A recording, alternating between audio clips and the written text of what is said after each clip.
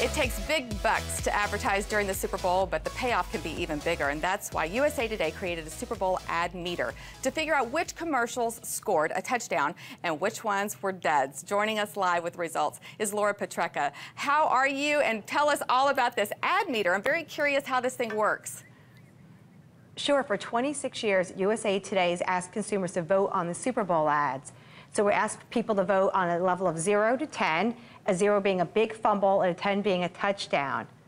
Okay. What were some of the panel's favorite ads this year? This year, the Budweiser Puppy Love ad came in first place in USA Today's panel. I think that ad really resonated with consumers because it had some elements that are classic in terms of Super Bowl advertising. It had very cute animals, it had a great song in the backdrop, and it showed all-American images. So Anheuser-Busch, which created that ad, pretty much hit Super Bowl advertising perfection. Yeah, I have to say it was probably one of my favorites, top 3 for sure. Yeah. What did the advertisers... That was a great ad. Yeah, it was. What did the advertisers spend this year on ads? What were the prices? So advertisers spent up to $4 million for 30 seconds of airtime. And because that price tag is so big, that's why we saw a lot of marketers releasing their advertisements before the game, because they wanted to get as much buzz as possible for that money that they're spending. Okay. So was that more than last year or around the same price? It was slightly more than last year. Every year it goes up a little bit. Okay. What were like the top 5 ads for y'all for the USA Today? Sure, the Budweiser Puppy Love ad took first place. The second place ad was a Doritos ad that showed a kid getting on the family dog and riding it like a cowboy would ride a horse, and then lassoing a bag of Doritos away from his older brother. The number 3 ad was a very simple ad from Budweiser and honored the military troops. It showed a guy who was coming home and his hometown had a parade for him. Fourth place ad was another Doritos ad. It was called Time Machine, and it showed a kid who put up a fake time machine in an attempt to get Doritos from his neighbors. And the 5th ad was a very quirky, creative ad from Radio Shack that had lots of characters from the 1980s in it, like Hulk Hogan, Mary Lou Retton, the California Raisins. So those are the top 5. Those were all great. I have to say my very favorite was the hometown hero, the military guy. That was fantastic. I just loved it.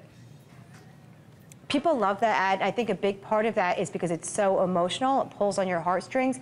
Also, lots of folks know someone who's a veteran or who's currently serving our country, so you can kind of relate to it a little bit.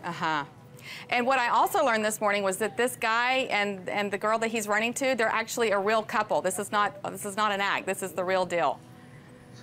Yeah, so she is his fiance, and she nominated him to be featured in this ad. And as a matter of fact, they were at the Super Bowl last night too, so that's really sweet. Yeah, it was precious. What ads did not respond well during the game?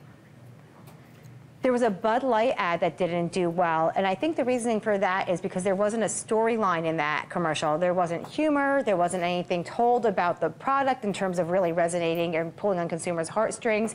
It just showed a new bottle that Budweiser is going to introduce. It's a resealable bottle, so they were able to get the ad out in front of what will likely be 100 million eyeballs, but there was nothing special about it. People aren't going to like it on Facebook, they're not going to pass it around on Twitter.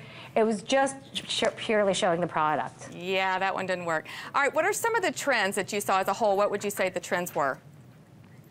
I'd say one of the biggest trends was music. Not only did you have music in the background of the ads, you also had some well-known artists starring in the ads. You had U2, OneRepublic, Sarah McLachlan, and Bob Dylan. So a lot of big names in the ads. Yep. Another big trend was Americana. Lots of American images in the ads this year, whether it's farms or trucks or small towns or people singing, songs about America. So a lot of Go USA imagery. Yes, I love that. All right, well, thank you so much, Laura, for your great information. We really appreciate it today. Perfect, thank you. We'll have a link to some of the best Super Bowl ads from this year on our website. Just head over to thebroadcasttv.com and click on today's links. Just when I think the dresses can't get any more amazing this award season, I am blown away by what I see on the red carpet. And what's even more impressive is that you too can get this glamorous look. Tootsie's joins us with these gorgeous ideas coming up next. Y'all stay tuned.